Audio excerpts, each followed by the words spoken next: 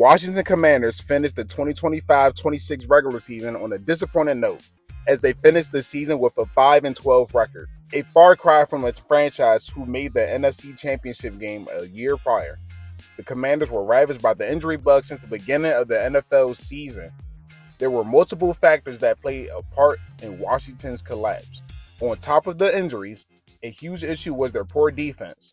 Most total yards allowed per game, 31st in total takeaways, and ranked 20th in total sacks. It doesn't help that the Commanders' average roster age by the start of the 25-26 season was 28.1 years old, the oldest NFL team in history since 2012. Tight end Zach Ertz, running back Austin Eckler, cornerback Marshawn Lattimore, and tackle Larry Tunsil were key veterans that missed significant time due to injury. Washington entered the offseason looking to reconstruct their roster by dipping in the fountain of youth and free agency, searching for young, talented players who could make an immediate impact on the field. The Commanders had plenty of money to spend as they hopped into free agency with the fourth most cap space in the NFL with $87.6 million. So spending they did. The biggest news to come out of the Commanders' 2026 free agency is the signing of edge rusher Odafe Oweh. The former Los Angeles Charger was paid handsomely as he agreed to a 4-year, $100 million contract, with $50.6 million fully guaranteed at signing and $68 million in total guarantees.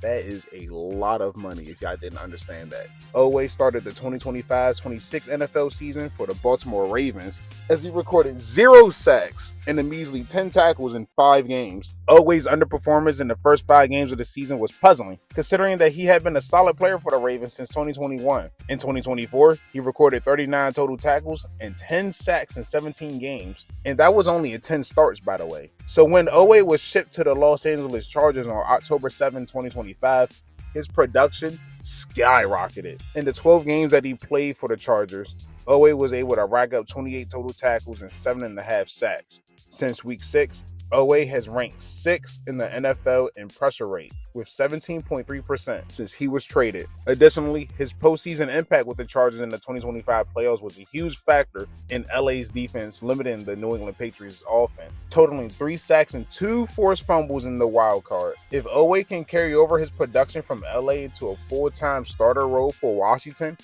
then DC may have found their star edge rusher for the next 4 seasons. Another key addition to bolster Washington's pass rush includes the former Patriot edge rusher K'Lavon Chaisson to a 1-year, $11 million deal to pair with Odafe Oweh. Chaisson is also coming off his breakout season in 2025, as he recorded career highs in sacks with 7.5, tackles for loss with 18, and quarterback hits with 18, while adding 2 forced fumbles and a touchdown in 16 games, 10 starts. Like Oweh for the Chargers, Chaisson's impact from the Patriots defense shined the brightest in the postseason. In the span of 4 postseason games, the 26-year-old accumulated 3 sacks, 12 tackles, and 10 quarterback hits in 4 postseason games. Absolutely ridiculous. The Commanders recognize that both Odafe Oweh and K'Lavon Chaisson are young, talented players and in their prime years. Washington is banking on the duo edge rusher to wreak havoc in 2026. Washington also added plenty of depth to their roster this free agency,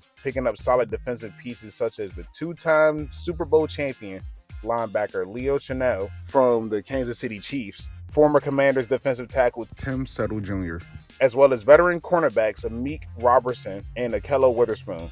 Washington kept themselves busy in free agency as they acquired key assets to boost their defense while letting go of aging veterans such as Marshawn Lattimore in favor of being the younger, stronger team. Not to mention the Commanders' first-round pick being linebacker Sonny Styles from the Ohio State University, adding youth and talent to their defense. If positive results show for the Commanders in the 2026-27 NFL season, then this defensive free agency class will go down as one of the best in Washington's recent history.